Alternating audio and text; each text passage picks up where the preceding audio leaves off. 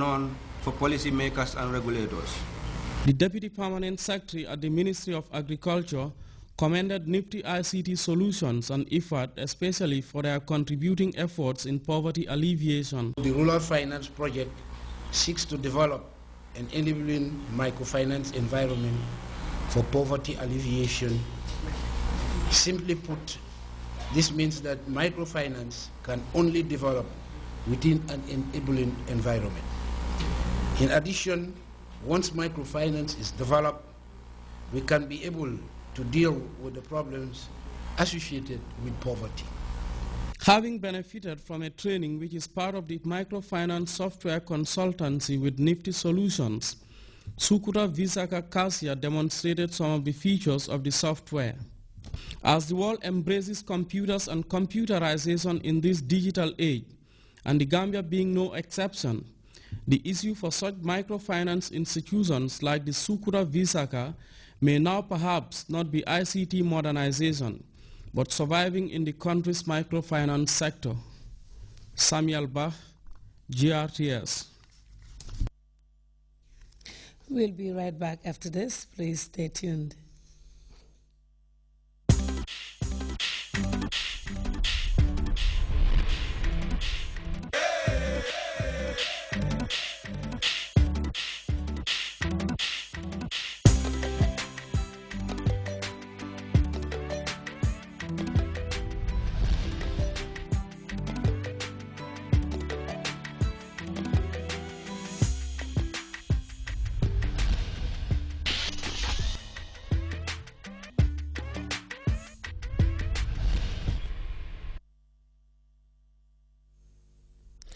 Welcome back to GRTS News. Claims from the surviving suspect in the Boston Marathon bombings appear to suggest that the brothers may have acted alone.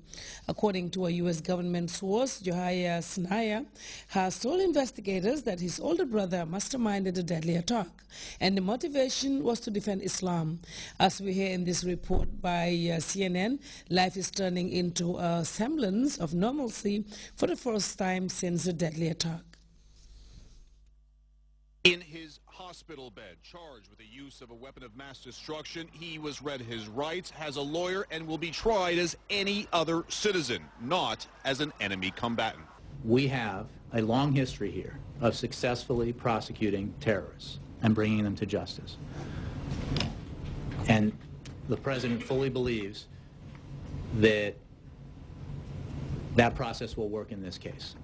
Despite his injuries, including a bullet wound to the neck, sedated on a ventilator and restrained, Tsarnaev can still nod his head. The judge ruling he was alert and able to respond to the charges. When asked if he could afford a lawyer, Johar whispered, no.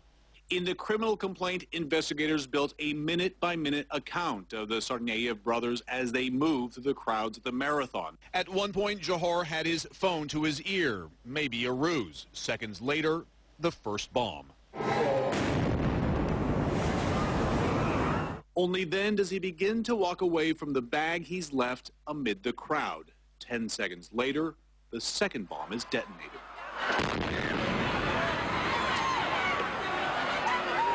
We are also learning about his older brother, Tamerlan Tsarnaev. In 2009, he was arrested for domestic assault after his girlfriend said he beat her up. Last year, he openly argued with a preacher at a mosque he sometimes attended, telling him that holiday celebrations were not allowed by Islam. Again, last January, he disrupted a sermon about Martin Luther King, calling the civil rights leader a non-believer. The revelations and charges, just as this city is struggling to recover, a moment of silence marking 1 week since the attack. From the Oval Office and around the country, a solemn tribute. This is outside Fashionable Hall here in Boston, typically a bustling area. Almost every spot in the city is silent and still. Another step toward normal, Boylston Street turned over by federal investigators to the city of Boston.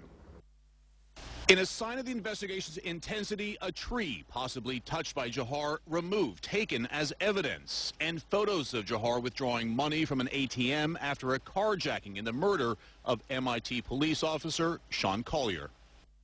This as the victims continue to heal.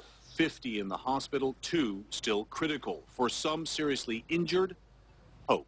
Nearly all of the patients that have lost legs are already walking the halls with physical therapists. Still, grim reminders here just about everywhere. In Medford, the funeral for 29-year-old Crystal Campbell. The church overflowing, the grief unbearable. Well, the simplicity of the bomb that killed 3 people and injured hundreds in the Boston bombing is one of the most frightening aspects of the attack. CNN commissioned an explosive expert to build a pressure cooker bomb to find out how they work and to prevent them from making so much damage. Desert testing ground experts from New Mexico Tech replicate and explode bombs used by terrorists. On this day, there's a sense of urgency. After Boston, what are you worried about? Could this be the future of domestic terrorism? Well, you're always worried about copycats. Are more and more people going to be using this? This is a pressure cooker bomb, similar to the bombs in Boston, and we're about to set it off. Eric, going to do the countdown? In the wrong hands, we already know how deadly this bomb can be, and we're not taking any chances. For safety reasons, we've had to retreat to this mountaintop here. We are now over a quarter of a mile away from where we left that pressure cooker.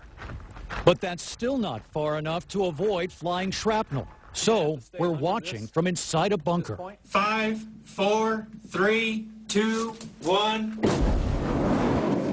Wow. That white smoke looks just like what we saw in Boston. Yep. I could feel it all the way up here. Oh, yeah. That shockwave will travel all the way. But down below is the real shock. At this point, we're looking for fragments. One bomb turned into thousands of weapons, scattered more than 100 yards. This was part of the pressure cooker, now mangled and razor sharp. No wonder so many people got hurt.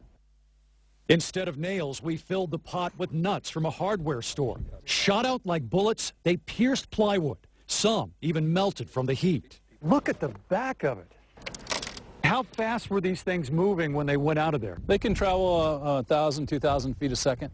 A second? That's faster than sound. Right. They'll move faster than the speed of sound. These things will actually get in front of the shock wave and hit you before the pressure wave does. You're hit before you even hear it. That's right. Here's what the blast looks like using a high-speed camera. An intense ball of fire, less than 20 feet across. But watch the white rings on the desert floor. That's the shock wave. Engineers studying this blast say there's a lesson in here for first responders. Let's say I'm a first responder. What do I need to be aware of when I come up on a scene like this? Well, there's a lot of shrapnel around. It's very hot. It's very sharp. You could easily cut yourself. There could be unexploded ordnance, parts of the bomb that are still left over that didn't explode when it was supposed to explode. That could go off at any time. But for potential bystanders out of this demonstration, there are only words of caution. By the time you hear the boom, you could already be hit. Awareness of your surroundings could be the only defense. David Mattingly, CNN, Socorro, New Mexico.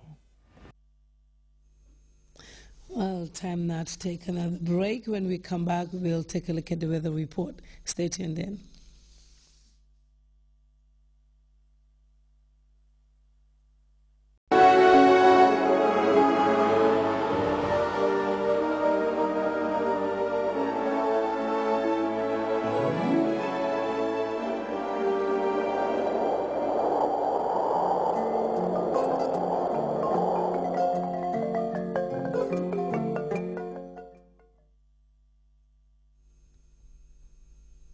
Let's now take a quick look at the weather report, courtesy of the Central Forecast Office.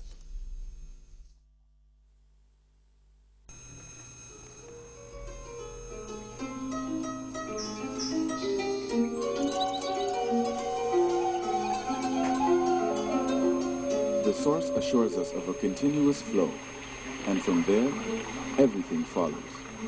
And for those of us who know what the River Gambia stands for, understanding its sustainability in all aspects of life is easily confirmed. The River Gambia provides nutritious delicacies as food, while it provides its wildlife a balanced ecosystem. This river, as a sanctuary, is committed to its inhabitants' needs without ceasing.